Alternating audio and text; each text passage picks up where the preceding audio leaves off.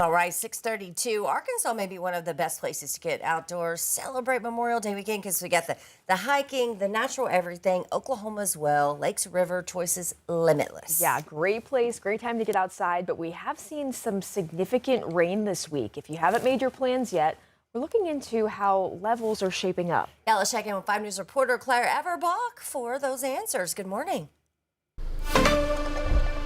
Good morning, Joe. Good morning, Lauren. They don't call Arkansas the natural state for no reason because it is beautiful out here. Even though it is a little bit cloudy, it's still shaping out to be a fun Memorial Day weekend. There already are some people getting ahead of that Memorial Day weekend rush, getting their boats out on the water. The U.S. Army Corps of Engineers actually says that lake levels right now in Arkansas are looking pretty favorable, but like Danny mentioned, we are going to get some potential rain this weekend, and it is important to pay attention to that forecast.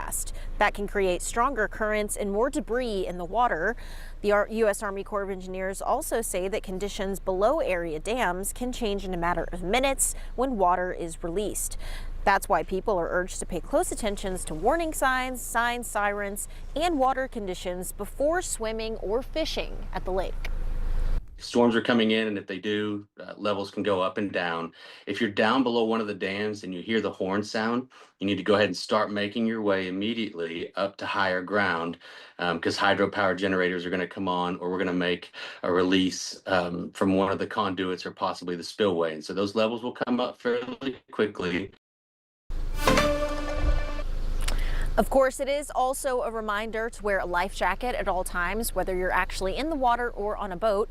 And the Army Corps of Engineers is also reminding everyone to keep what they call a throwable floatable on every boat, just in case there is an emergency. Live at Beaver Lake, covering news where you live, Claire Everbach, 5 News.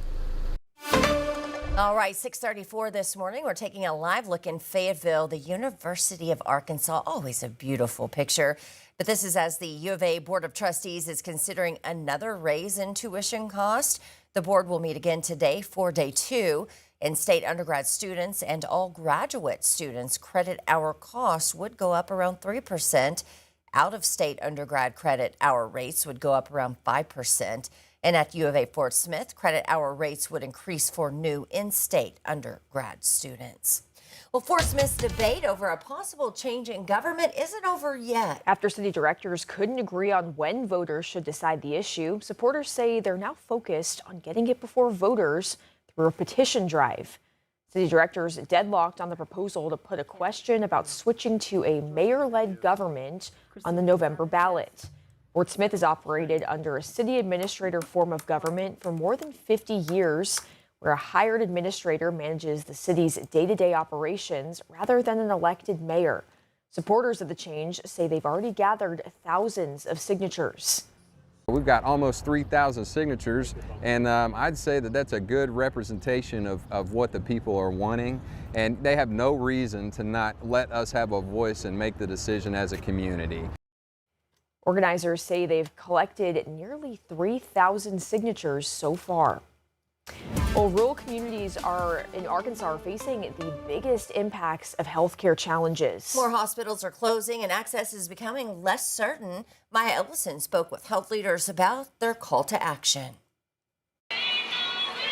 Healthcare officials across Arkansas are on edge, growing more concerned about the future of care in the state. The reality is that hospitals are closing. We as a community have to decide who are we going to believe and what are we going to get behind. Conway Regional CEO Matt Troop says the situation is getting worse. Just last month, Baptist Health in Fort Smith closed its labor and delivery unit. And weeks later, Unity Health in Jacksonville shut down its emergency room for good. Troop says more closures could follow. Camden is a great example. Ouachita Medical Center in Camden. Camden is booming, pardon the pun. Their missile defense industry is booming, yet they can't sustain a hospital. 2 months ago, that hospital filed for Chapter 11 bankruptcy protection. Troop laid out these issues during Tuesday's Public Health, Welfare, and Labor Committee meeting, where lawmakers heard just how serious the problem has become. Arkansas is woefully underpaid for the services we provide. Conway Regional shared data showing Arkansans pay similar premiums to other states, but hospitals here receive far less in reimbursement. We are the lowest insurance reimbursed state in the nation. We're paying the same premiums as Tennessee, but yet Tennessee hospitals are getting reimbursed 70% more than they are in Arkansas. I mean, this is crazy that we can't fix this gap. That's Representative Jeff Wardlaw. He says the impact is most severe in rural areas. In my little old district in the southeast corner of Arkansas, we have one place that you can deliver a baby, and that's in Monticello. It's a real serious epidemic, and I think we're asleep at the wheel as far as Arkansans because we don't see it coming.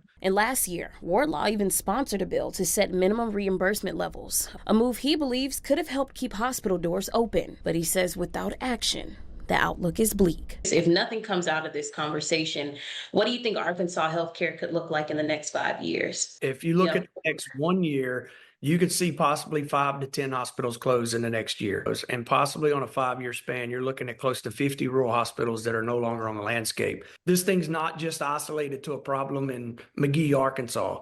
It's isolated to a problem in the state of Arkansas. And we must do something quickly to fix it.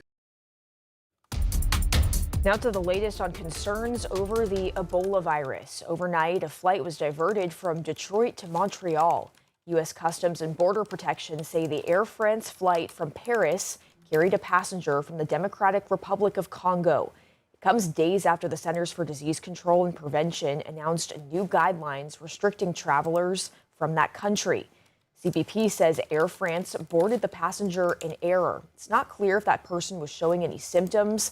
The passenger exited the plane in Montreal, and the plane carried the remaining travelers to Detroit.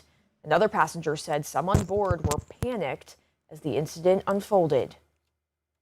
They suddenly tell us that we are being diverted and they won't give you a reason, and you notice that all the flight attendants have masks on now. Earlier this week, we told you an American surgeon who was working in eastern Congo tested positive for Ebola and was transported to a hospital in Germany. According to the World Health Organization, more than 130 people have died from the virus.